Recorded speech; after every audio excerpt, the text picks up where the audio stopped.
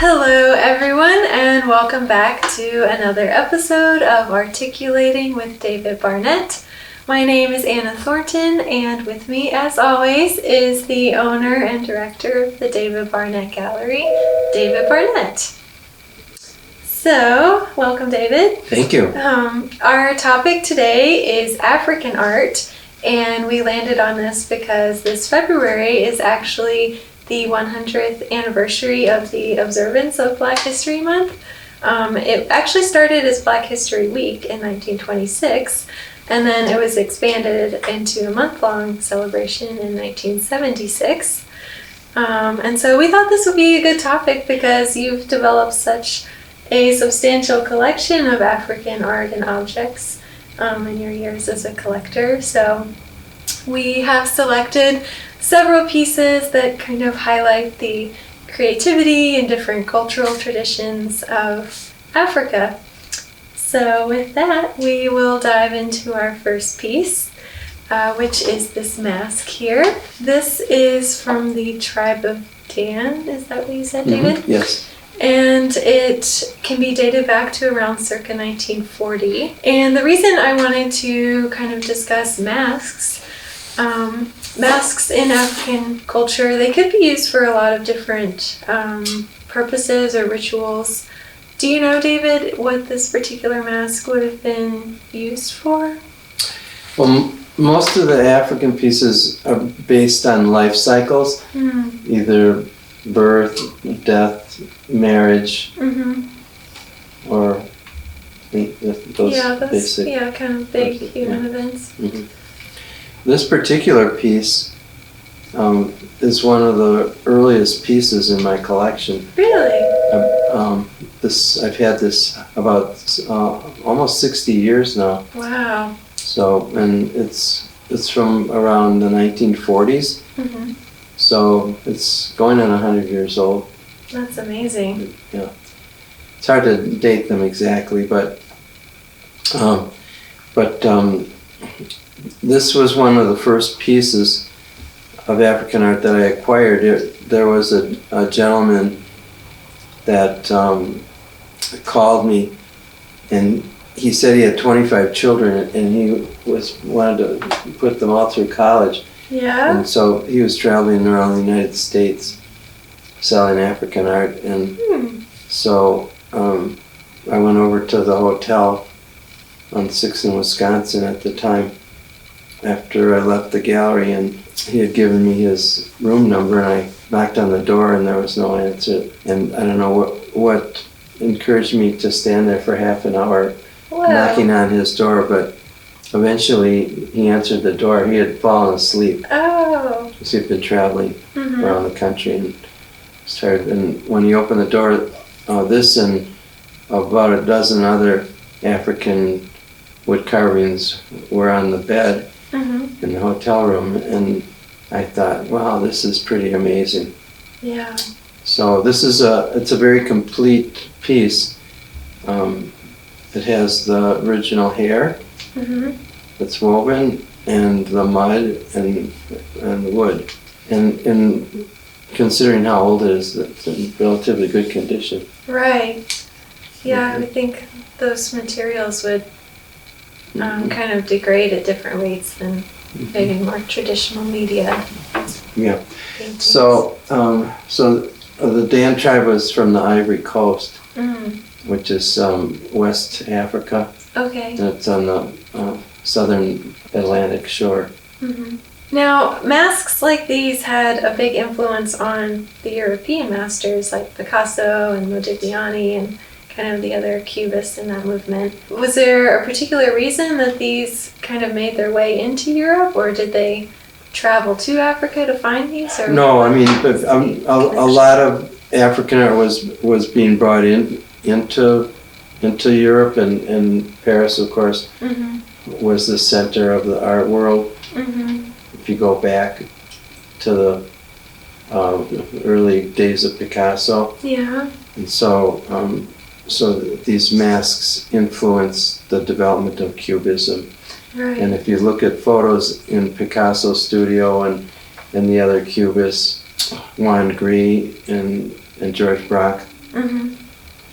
you'll see they had these masks and statues from Africa in their studios. Right. They collected these things. Yeah. I remember the first time I saw the painting, The Women of Avignon, Mm-hmm. I remember feeling really confused about what was going on, and it wasn't until someone explained the influence of African masks on Picasso and how he kind of used those abstracted forms in his work that painting kind of started to make sense to me. So we know that African art has influenced European aesthetics. Do you think that has worked the other way around too, as things have kind of like globally trade has expanded? Do you think European art has had an effect on African artists at all? Definitely, because the world as we know it today, with the internet, everything's closer together.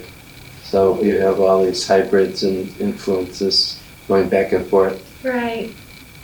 Yeah. Even in Africa, I mean, with the changes in the geography with the countries and all the fighting and everything, Mm-hmm. the borders keep changing, and so you end up with influences that are kind of mixed from one tribe and one country to another. Right. Okay, shall we move on to this piece right here? Sure. So what we have here are Ashanti gold weights. They're created, I believe, of brass using the lost wax method is how many of them were kind of molded. And these were originally used to measure gold powder. To weigh gold. Yeah, Mm-hmm. for tradespeople. Mm-hmm. From the Gold Coast was changed to Ghana. Mm. In the 16th and 17th and 18th century, Mm-hmm. these gold weights were actually made out of solid gold. Oh, really? But more recently, like these are made out of brass. Mm-hmm. These are 19th century. Okay. And why do you think they decided to make them decorative? Why not just have kind of a more utilitarian weight? I think it's just the whole idea of design Mm-hmm. in Africa and the aesthetics. Do you have anything else to add about the history of these, or how did you come to collect these? Well, I've been collecting African art actually since I was 15 years old, Oh, that young. and I'll be 80 years old in a couple of weeks. Yeah, So, long time. yeah. Have you made trips to Africa? Actually, the first time I was in Africa was 2007. So, Mm-hmm. but in 2004, I brought in 264 Shona stone sculptures from Zimbabwe. Wow. We're going to talk about Yeah, we'll a talk couple of about those pieces too in this Yeah. podcast. Next up, we have this lovely sculpture by Colleen Madamambe. This is one of the Shona sculptures that David was mentioning. Before we dive into the piece itself, David, can you explain a little about the Shona tribe and how they came to be associated with sculpted works? So the Shona people, it's the largest ethnic group in Zimbabwe, Mm-hmm. representing about 20% of the population. And so the Shona people believe in their shapungo, their spiritual bird Mm-hmm. that they believe carries their ancestral spirits forward from one generation to the next. But Colleen Madamambe, in my opinion, she passed away in 2009 at the age of 45, but in my opinion, she was one of the three greatest women sculptors in Africa Wow. in the 20th century. So the stone actually is over 2 billion years old. Mm. And so when it comes out of the quarry, the stone is all indigenous to Zimbabwe. So Mm-hmm. when the stone comes out of the quarry, it's rough like this. Mm-hmm. And then the people are very poor, and they have mostly only hand tools. Mm-hmm. So then they have chisels when they carve. But it's a relatively new art movement. It's a contemporary art movement, really. They've only been carving stone there since the 1960s. There was a gentleman that came into the Harare area with some tools, and he started teaching the locals how to carve. So that's how it got started. But Colleen Madamambi, I mean, she's been exhibited all over the world. Wow. But when I sent somebody to Zimbabwe, because I hadn't been there and the person I sent had been there many times, and they knew a number of the sculptures that I wanted, and so my objective was to buy as many sculptures from Colleen Madamambi as possible. And we were very fortunate to acquire 66 of her sculptures, so we had the largest collection in the world. That's incredible. Of her sculptures. We get a lot of questions about the stone itself and how it's possible to have something look so rough, but then to also have something look so smooth and dark. So how does the stone change from kind of this lighter color to this deep, rich hue? So the smooth areas are accomplished, the face and the hands, by taking sand and water and then essentially rubbing the stone to get it smooth. Okay. And the textured areas are from using hand chisels. Okay. And so, but this is all one piece of stone. So then they heat up the stone and take carnauba wax and put that on the smooth areas, and then that penetrates into the stone, and they polish that, and it brings out the natural beauty of the stone.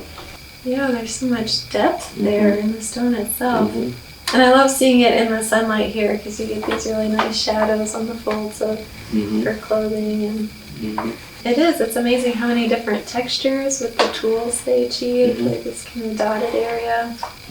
And she always signs her pieces at the base. Oh, really? Here. Oh, yeah, there it is, Colleen. You know, this particular piece is titled Morning Exercise, and I just love that because I can totally see her kind of stretching and waking up after a long night's sleep. And I guess that's what I love about her work, is it's just, she captures these kind of universal human experiences that all different kinds of people can relate to.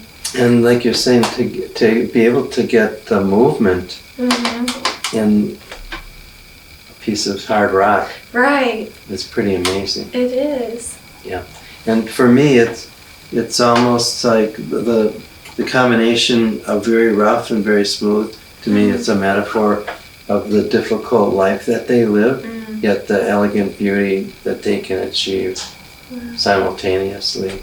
Next up, we have this wooden object, which is actually a granary door, and this came from the Dogon peoples. David, can you describe how this would have been originally oriented?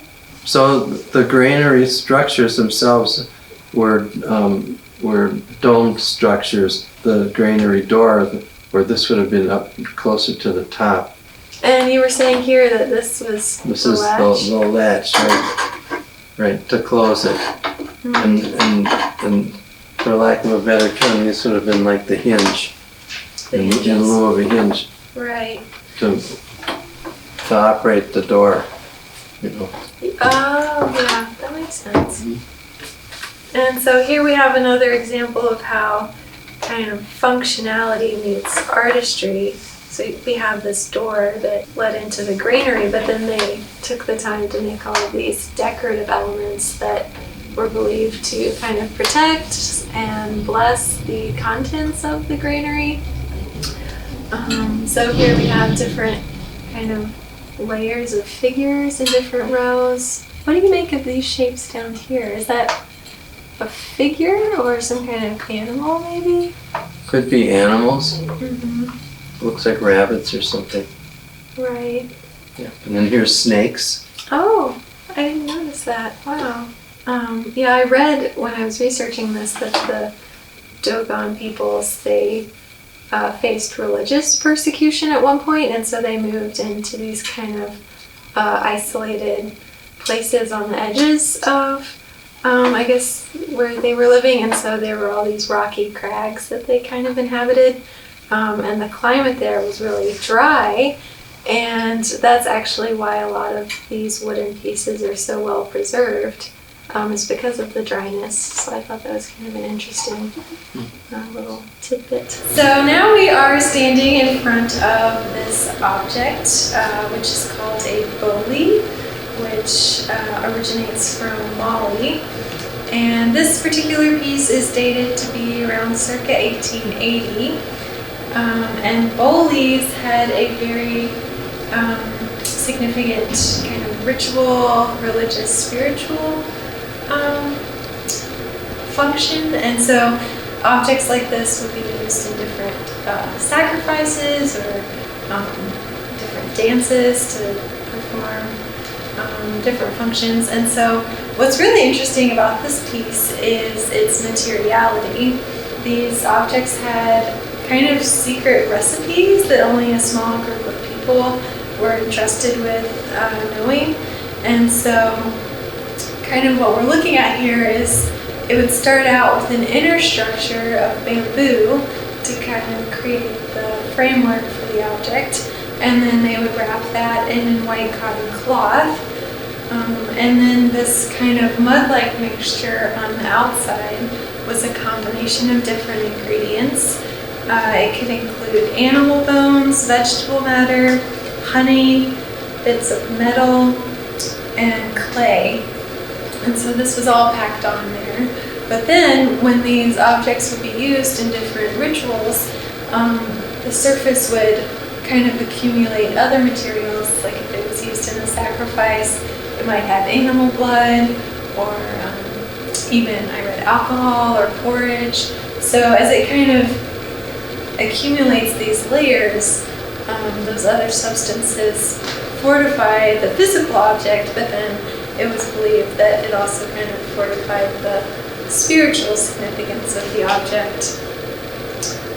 But another thing I find kind of interesting about this piece is its shape, because it's kind of an indistinct shape. It kind of has a suggestion of some kind of animal, but these kind of smooth curves, they don't have any kind of details that would clue us into a specific kind of animal, which I think kind of adds to that sense of mystery that kind of shrouded this object. And then behind you, I guess we'll move to this next piece, we have an object called a nakandi, and this also was believed to hold a spirit.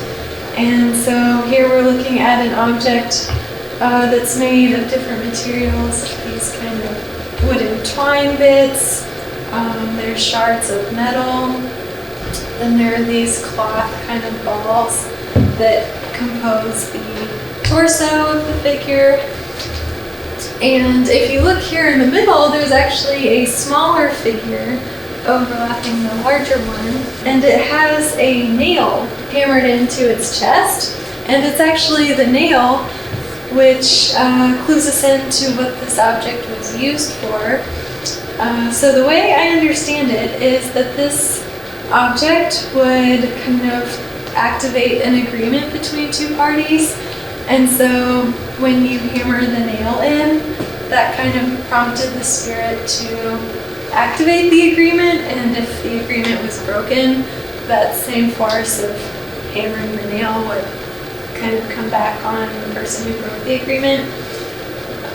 But then also, I was researching this, and nails could also signify a plea for healing from the spirit, so which is interesting because these balls of cloth are not just cloth, they're actually medicine balls, which were filled with different herbs that were believed to promote healing. So it's likely that this sculpture had kind of a dual purpose of an agreement and kind of a healing side to it. David, do you have anything you want to say about this piece? This was selected for an exhibition in Los Angeles at the Craft and Folk Art Museum on La Cienega. And the co-curator, a Haitian woman from West Los Angeles, a friend of mine that I've known for 40 years, she was organizing this exhibition at the Craft and Folk Art Museum. It was called 5 Continents of Healing Through Art. Really? And she knew I had a large collection of African art objects, many of which had medicinal significance. Yeah. And so this is one of the pieces she selected. Wow. That show, so that this was in that museum. That's an interesting bit of history. I was wondering, as a collector, what kind of distinguishes museum quality pieces like this that were actually used from more of, I guess, touristy kind of African objects? Is that something you kind of get a feel for just by looking at a lot of pieces? Well, just what you're just saying, the idea that they were actually used. Right.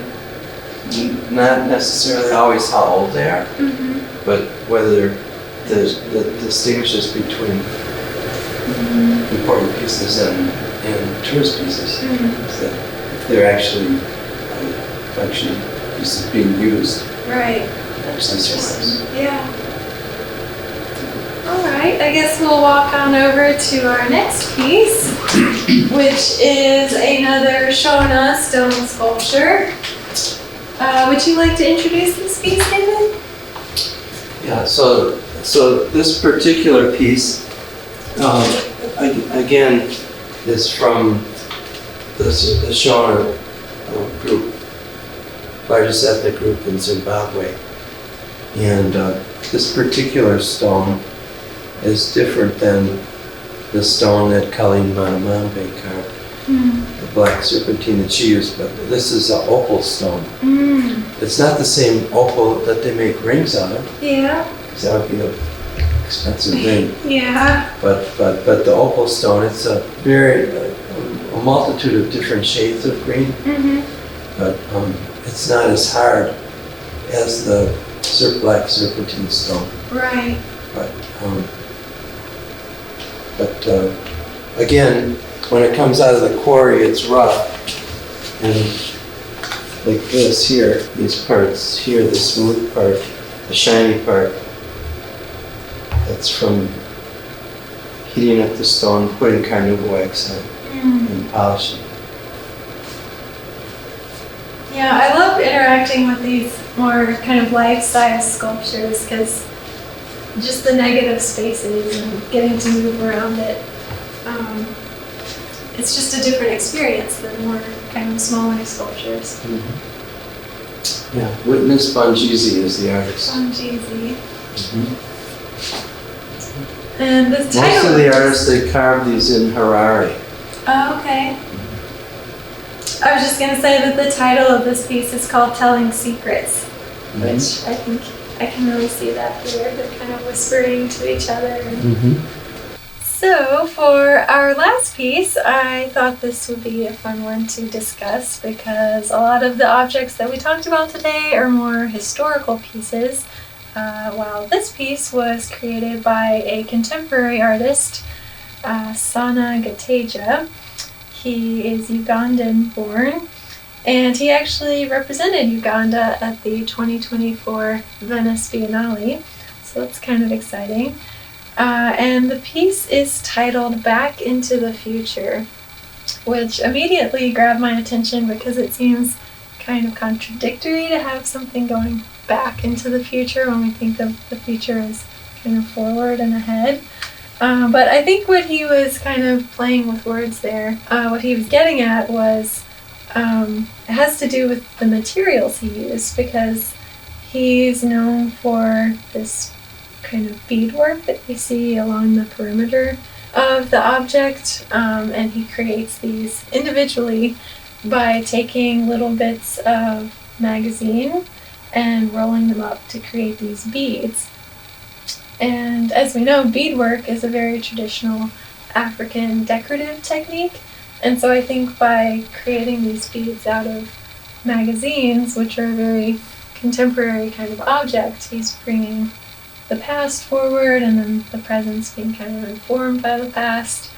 So, so it's an interesting kind of facet of this piece. But David, what's your interpretation of what's going on here? Well, one of the interesting things to me in terms of African culture is, and I've seen this with other artists and other in artworks, where they believe that in order to look forward, you have to look back. Wow. So do you think this could be maybe an ancestor again? Ancestral spirit. Yeah. Yeah, I feel kind of a sense of motion here with these forms. Like maybe the figures. The movement of the wings. Yeah. The angel's wings. Yeah. And something else that strikes me too is just the time it would take to create each individual bead and then hand sew it onto the paper. And this too is outlined in this gold thread, which adds kind of a nice little luminous detail to it as well.